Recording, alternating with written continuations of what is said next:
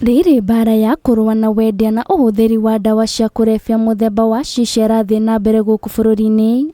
Maabitha a ruhonge rwa kurua na dawa cia kurebia rwa NACADA ni rwikitie ngono andu atatu magikuruhanio na wendia wa shisha. Maabitha aya mahithukire irabu igiri guku Nairobi kuria makorete wendia wa shisha ugithii na mbere.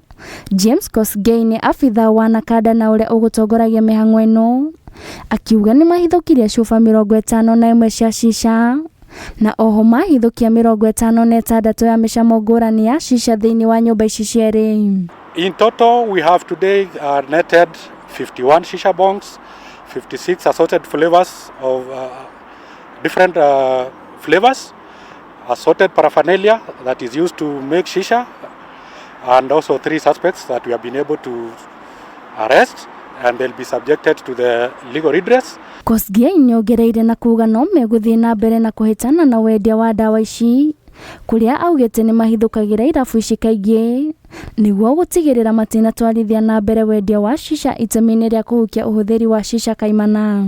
Once we leave the place, we actually monitor.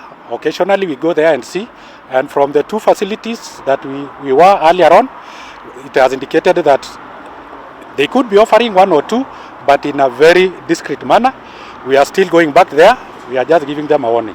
Kosgei ni arutite mukana kuri aria othe maratwarithia na mbere wendia wa dawa ici ari hamwe na irabu ingi akiuga birigiceni ni irathi na mbere bururi-ini wothe niguo kuhitana nao. And I want to give caution to all the other facilities and outlets within Nairobi and the country at large that their days are numbered.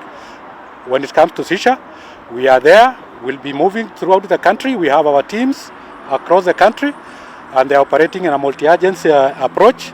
So we are just giving them a warning that your days are numbered. Please desist from offering shisha for sale.